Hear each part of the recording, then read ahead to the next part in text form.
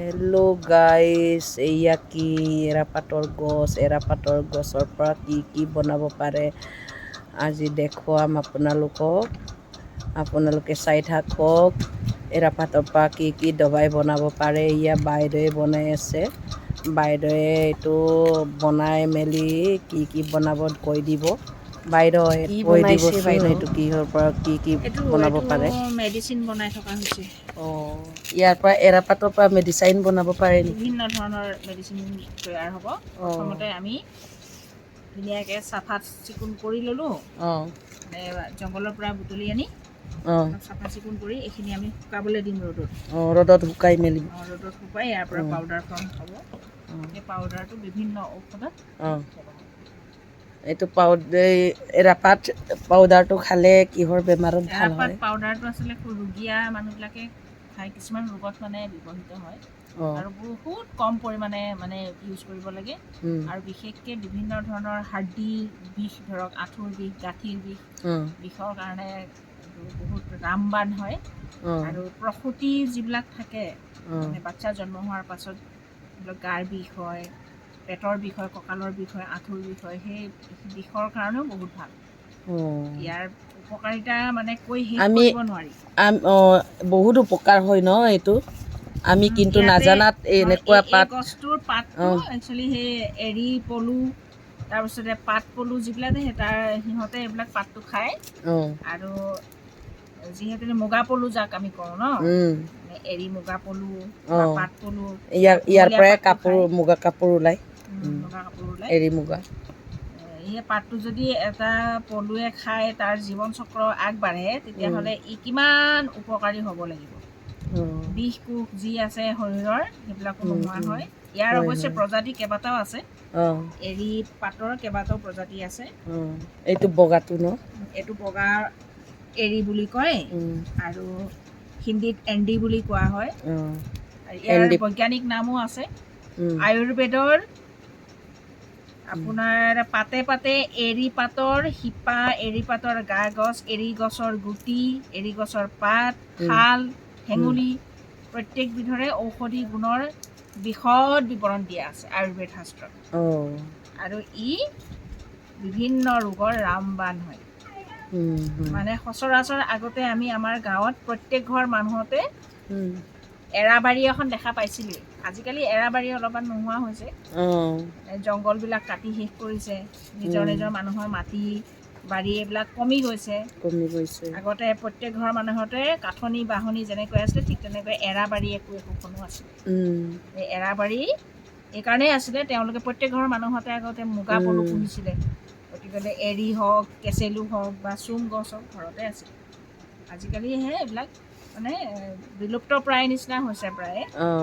আৰু এই আয়ুৰ্বেদ শাস্ত্ৰৰ আমাৰ বিভিন্ন মানে যিমান ঔষধি গুণাগুণে পৰিপুষ্ট বিভিন্ন গছ গছনি, তৃণজাতীয় হওক বা গুল্মজাতীয় হওক বা আপোনাৰ বৃক্ষজাতীয় হওক, বিভিন্ন গছৰ মানে বিৱৰণ আছে, ঔষধ আছে। সেই ঔষধবিলাক যদি আমি অলপ পঢ়া শুনা কৰোঁ, নিজে যদি অলপ অধ্যয়ন কৰোঁ, আমি প্ৰত্যেকে নিজেই কৰি ল'ব পাৰিম, নিজেই তৈয়াৰ কৰি ল'ব পাৰিম। আগৰ দিনত ঋষি মুনিসকলে দি থৈ গৈছে প্ৰত্যেকটো বস্তু। আগৰ ককা আইতাহঁতেও আমাক বহুত এইবিলাক ককা আইতাহঁতে শিকোৱাই হয়। মোৰ মায়ে শিকোৱা, দেউতাই শিকোৱা, ককা আইতাহঁতে শিকোৱা। তাৰপিছত নিজে অলপ অধ্যয়ন কৰিলোঁ। তাৰপিছত এয়া মই হওক, মোৰ বান্ধৱী পুনম, আমি এইবিলাক প্ৰচেছ কৰি বিভিন্ন মানুহক আমি আজি মানে সামাজিক মাধ্যমতে সহায় কৰিব পাৰোঁ লাগিলে, বা আমি যাক আমি ধৰক চিনি পাওঁ, যি আমাক চিনি পায়, তেওঁলোকেও আমাৰ পৰা ঔষধ ল'ব পাৰিম। লৈছে, বহুত উপকৃত হৈছে বুলি শুনা পাইছোঁ। দীপাবাই এনেকৈ বনাই পেলাই বহুত মানে মানুহকে ৰোগৰ পৰা মানে উপকৃত হৈছে বুলি মই শুনা পাই আছোঁ। আৰু এবিধ আমাৰ এবিধ কি হয় আপোনালোকে চিনি পাবই। এইটো চিনি পাওঁ আমি, মাটি কি কাদুৰি হয় বুলি কয়। নাজানো মাটি দেই, কাদুৰি, কিহৰ কাৰণে এইটো ভাল হ'ব? মাটি কাদুৰি আপোনাৰ যেতিয়া হিমোগ্ল'বিন কমি যায়, HR যেতিয়া বাঢ়ি যায়, মানে তেজৰ বিভিন্ন ধৰক উত্থান পতন যেতিয়া হয়, তেতিয়া তেজৰ কাৰণে ইয়াক খোৱা হয়। 1 নম্বৰ। 2 নম্বৰ, চকুৰ কাৰণে বহুত ভাল। 3 নম্বৰ আপোনাৰ যি স্কিন স্কিনটোৰ কাৰণে যিটো ছাল ছালৰ ছালৰ কাৰণে ৰোগৰো ই মানে ৰামবাণ হয়। ইয়াক আৰু আমি আৰু কি কি আনিছে বইল কৰি খাব পাৰোঁ, ইয়াতে পিটিকা কৰি খাব পাৰোঁ, আৰু আছে বহুত বিভিন্ন ধৰণৰ আছে। দেখা এয়া শুহনি বন বুলি কওঁ আমাৰ মানে থলুৱা ভাষাত। ইয়াৰ এটা হালধীয়া হালধীয়া গুটি হয় দেই, মই দেখাবলৈ চেষ্টা কৰিম।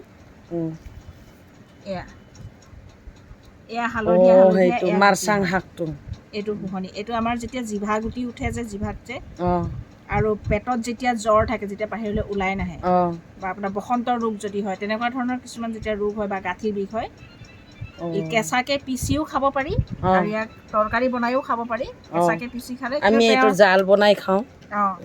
তেনেকৈ খাব পাৰি। জালৰ ইয়াৰ লগত আপোনাৰ প্ৰজাতি মুৰ্গী কেইবাটাও আছে, মই 2টা প্ৰজাতি আনিছোঁ।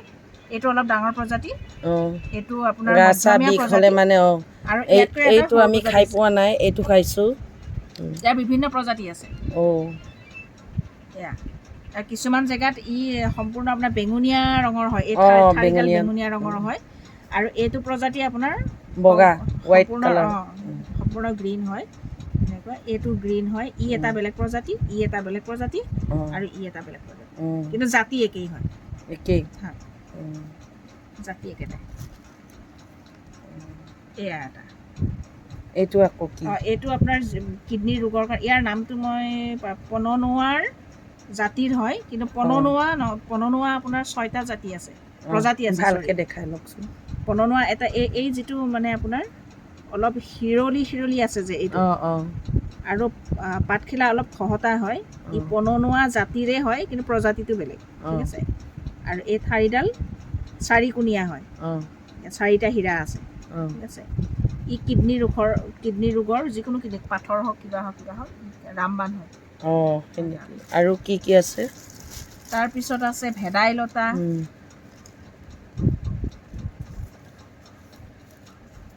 এই ভেদাইলতা মই অলপমান দেখাবলৈ চেষ্টা কৰিম। কাটি লৈ অহা হয়।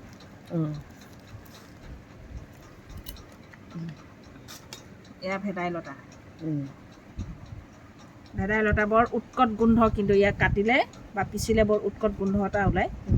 কিন্তু ই যে চিনি পায় এইটো হিমোগ্ল'বিন যাৰ মানে চিনি নাপালেও চিনি থওঁ, কিহৰ কাৰণে কোনটো ৰোগৰ কাৰণে ভাল হ'ব বাইদেৱে কৈ দিব আজি। ই আপোনাৰ প্ৰসূতি ৰোগৰ ৰামবাণ হয়। ডায়েবেটিছ ৰোগীয়ে, মধুমেহ যাৰ মানে অসমীয়াত মধুমেহ বুলি কোৱা হয়, বহুমূত্ৰ ৰোগ যাৰ হয়, ই সপ্তাহত 2 দিনকৈ, সদায় নহয়, সপ্তাহত 2 দিনকৈ মাছৰ লগত তৰকাৰী বনাই খাব পাৰে, বা নিৰামিষকৈও অকল জালুক অকণমান দি কেঁচাকৈও খাব পাৰে। ধৰক আপোনাৰ আধা কাপ এই ভেদাইলতাৰ ৰসৰ লগত, আধা কাপ ৰসৰ লগত 21টা বা 9টা জালুক দি আপোনাৰ কিবা এটা নাস্তা কৰি পেলাই খাব লাগে। খালী পেটত খাব নালাগে বাৰু। কিবা এটা নাস্তা কৰি পেলাই মানে সপ্তাহত 2 দিনকৈ খালে তেওঁৰ প্ৰথম কথা যিটো পেনক্ৰিয়াছ হয়, পেনক্ৰিয়াছটো মানে বিশুদ্ধি হয় বুলি কয়। বিশুদ্ধি হয় বুলি কয় নহয়, একচুৱেলি হয়েই। ইয়াত সাংঘাতিক ধৰণৰ মানে আইৰণ আছে, ভিটামিন B12 আছে ইয়াত। ভিটামিন B12টো আকৌ সাংঘাতিক হয়। তাৰপিছত আপোনাৰ এমিনো এচিডো আছে ইয়াত। ঠিক আছে। তাৰপিছত আপোনাৰ আইৰণ আছে বুলি ক'লোৱে মই। ভিটামিন D, ভিটামিন C ঠাৰিত আছে। পাতত কম বেছি পৰিমাণে আছে, ঠাৰিটো আছে। এই ঠাৰিটোৰ পৰা পাউডাৰ তৈয়াৰ কৰি, এই পাউডাৰো আমি অকণমান নিমখ দি পেলাই পাউডাৰ খাব পাৰি, বা নিমখ নিদিলে হয়। পৰাপক্ষত নিমখ নিদিয়াকৈ খোৱাটোহে ভাল। পেটৰ কাৰণে বহুত ভাল হয় চাগে ন এইটো? বিশেষকৈ প্ৰসূতি ৰোগীৰ কাৰণে যে এইটো ৰামবাণ হয়, ৰামবাণ প্ৰসূতি ৰোগীৰ কাৰণে। ধৰক আপোনাৰ ক্লিয়াৰ হোৱা নাই, কিছুমানৰ মানে বাচ্চা জন্ম হোৱাৰ পাছত কমপ্লিট ব্লিডিং নহয়, শুনিছোঁ এইটো খালে ব্লিডিং টাইমত যদি এইটো পাতটো খাই দিয়ে নহয়, পূৰা মানে বেছি হৈ যায়। ব্লিডিং বেছি হৈ যায় বুলি শুনিছোঁ। আৰু এটা খুব ধুনীয়া ঔষধ আছে, মই দেখাই আছোঁ। এইটো কি আকৌ? এইটো কওকচোন, কিহৰ কাৰণে? এইটো আমলখি, মানে আপোনাৰ ভুই আমলখি বুলি কয়, তাৰ এটা প্ৰজাতি হয়। এইটো বহুত আমলখিৰ আপোনাৰ এইটো প্ৰেছাৰ যাৰ আগে হাই পিছেও প্ৰেছাৰ দেখিছো এইটো মানে ইউটিউবত দেখিছো এইটো হাই কিবা প্ৰেছাৰ দেখিছো থকা মানে মানুহৰ এইটো কাৰণে এটা ভাল। ৰোগৰ কাৰণে ভাল কোনটো কি কি কিহৰ কাৰণে ভাল এইটো হাই প্ৰেছাৰ যাৰ থাকে মানে হাই আপোনাৰ প্ৰেছাৰ উচ্চ ৰক্তচাপ অঁ উচ্চ ৰক্তচাপত যি ভুগি আছে অঁ এইটো পাউডাৰ কৰি পেলাই কিবা পাউডাৰ কৰিব কৰি লাগিব ন লোৱা হয় বা এনেকৈ কেঁচাকৈও লোৱা হয় কিন্তু অকলে নহয় ইয়াৰ লগত আৰু কেইটামান উপকৰণ আছে অঁ সিহঁতৰ লগত সংমিশ্ৰণ কৰি একেবাৰে কম পৰিমাণে দিয়া হয় অঁ এইটো প্ৰকৃত ভুঁই আমলখি নহয় ভুঁই আমলখি আপোনাৰ কেইবাটাও প্ৰজাতি আছে দেই অঁ অঁ এইটো যিটো আমলখি পাতৰ নিচিনা আপোনালোকে দেখা অঁ পাইছে যে সৰু সৰু সৰু অঁ চিৰিলি পাতটো যে অঁ এই পাতখিলাৰ তলতে সৰু সৰু আমলখিৰ নিচিনা কিছুমান গুটি অঁ গুটি গুটি লাগি থাকে আৰু আপুনি যদি সেইটো জিভা দিছে যে একেবাৰে হুবহু আমলখি কেঁহা কেঁহা অলপ ভাৱ এটা অঁ আহিব হয় নেকি সেই খাই পোৱা আমলখি নাই নিচিনাই লাগে কিন্তু তাৰ এইটো প্ৰজাতিহে হয় ইয়াৰ যিমান গুণাগুণ আছে সেই আমলখিটো মোৰ ওচৰত এতিয়া পাত নাই বাৰু অঁ থকা হ'লে মই দেখাই দিলোঁহেঁতেন অঁ নেক্সট ভিডিঅ'ত মই দেখাবলৈ চেষ্টা কৰিম আৰু অঁ এটা খুব অঁ ধুনীয়া বস্তু মই দেখাবলৈ চেষ্টা অঁ কৰিম দেখাওকচোন এইটো এইটো কি আকৌ বস্তু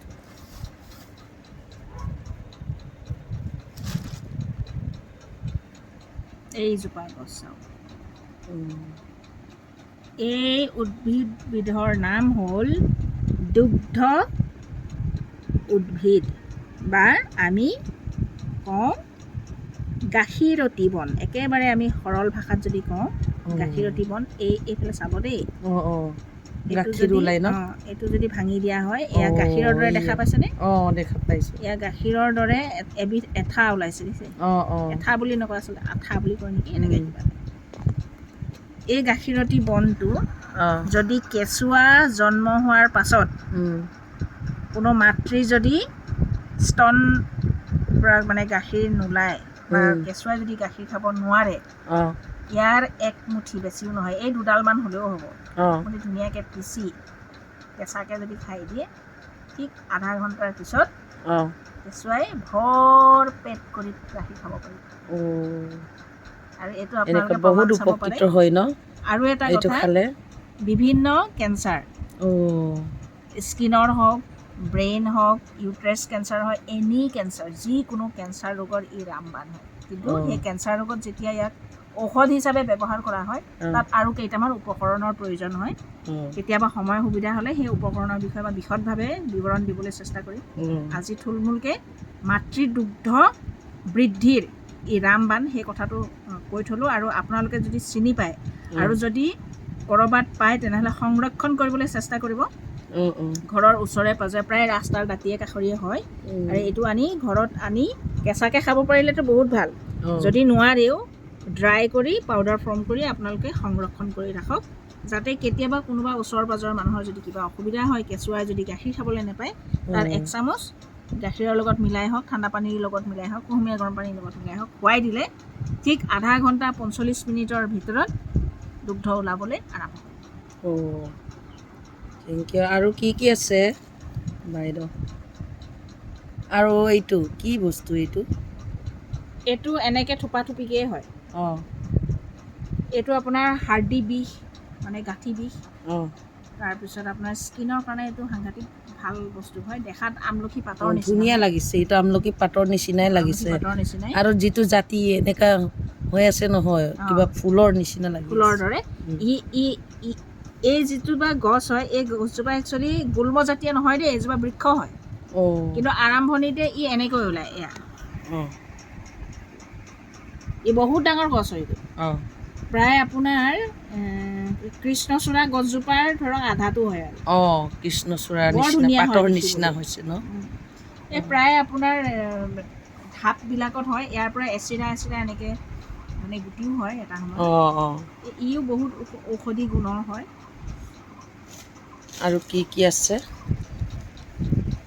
এইটো দেখুৱাইছিলোঁ চাগে এইটো দেখালে আৰু এইটো কি দেখাইছিলে এইটো দেখা নাই এইটো কিহৰ কাৰণে মিঠা মৰা আমি যে মৰাপাট মৰাপাট খাই ন মৰাপাট গছৰ আগ হয় এই মৰাপাট গছৰ আগ এইটো অলপ জংগলী টাইপৰ নেকি এইটো জংগলী টাইপৰ নহয় ই ৰঙা মৰাপাট মৰা হয় ই মিঠা মৰা বুলি কোৱা হয় ই তিতা নহয় কিন্তু এই মিঠা মৰা বুলি কয় তেনেকৈ গাঁঠি দি এইটো চব্জিকে খায় নেকি? এইটো চব্জি খায় ইয়াক খালে কি হয় জানেনে ইয়াক খালে আপোনাৰ দাঁতৰ বিষ যদি হৈ থাকে অকণমান চুবাই খাই দিয়ে দাঁতৰ বিষ ভাল পাব দ্বিতীয় কথা একেবাৰে কোষ্ঠকাঠিন্য যদি কাৰোবাৰ থাকে পায়খানা যদি ক্লিয়াৰ হোৱা নাই ইয়াৰ অকণমান আনি জাষ্ট বইল কৰি পেলাই অকণমান বইল কৰি খাই দিয়ে এনেকুৱা ঔষধ হয় এই মিঠা মৰা এইটো চাওক এইটো অকণমান ৰঙচুৱা হয় অলপ বেঙুনীয়া ৰঙৰ ঠাৰিটো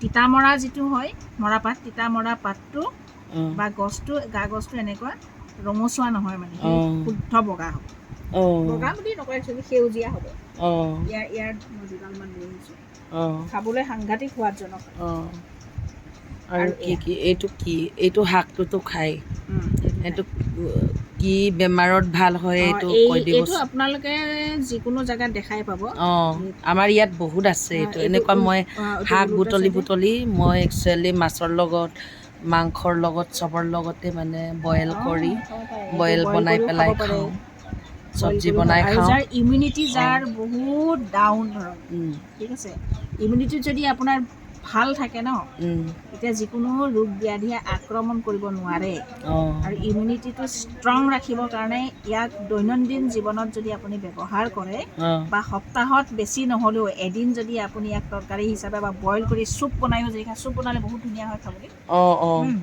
আপুনি কেইবাটাও একেলগে মিলাই ধৰক ইয়াৰ দুডালমান দিলে ইয়াৰ দুডালমান দিলে ইয়াৰো দুডালমান দিলে ঠিক আছে ভেদাইলতাও দুডালমান তাৰপিছতে আদা নহৰু কাটি জলকীয়া দিব নালাগে যিকোনো ঔষধি যেতিয়া আমি ব্যৱহাৰ কৰোঁ তাত জলকীয়া দিলে মানে সেই ঔষধৰ গুণাগুণটো নাথাকা হৈ যায় ন এইখিনি আমি কি কৰিম ধুনীয়াকৈ পেষ্ট বনাই বা পিচি ৰসটো আমি অকণমান কুহুমীয়া গৰম কৰি যদি দৈনন্দিন জীৱনত আমি ব্যৱহাৰ কৰোঁ আমাৰ ইমিউনিটি বুষ্টাৰ বহুত বেছি ভাল হ'ব বহুত বেছি ভাল হ'ব বহুতে আমি চব মানে জংঘলীয়া শাক পাচলিবিলাকে মানে গছ বনবিলাক বহুত মানে ঔষধি গুণ আছে কিন্তু আমি নজনাত আমি পেলাইয়ে দিওঁ এইবিলাক কাটি চাটি দিওঁ হয়নে নহয় তাৰ কিছুমান আমি চব্জি বনাই খাওঁ কিন্তু কিহৰ ৰোগৰ কাৰণে ভাল এইটো গম নাপায় আজি বাইদেউৰ পৰা বহুত শিকিলোঁ কি বস্তু মানে এইবিলাক বস্তু কোনটো ৰোগৰ কাৰণে ভাল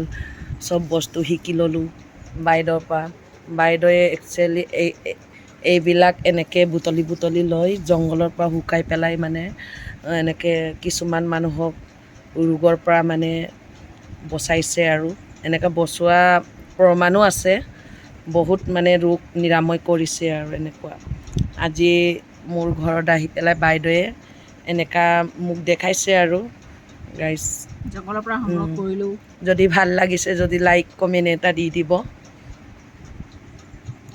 নিশ্চয় ভাল লাগিব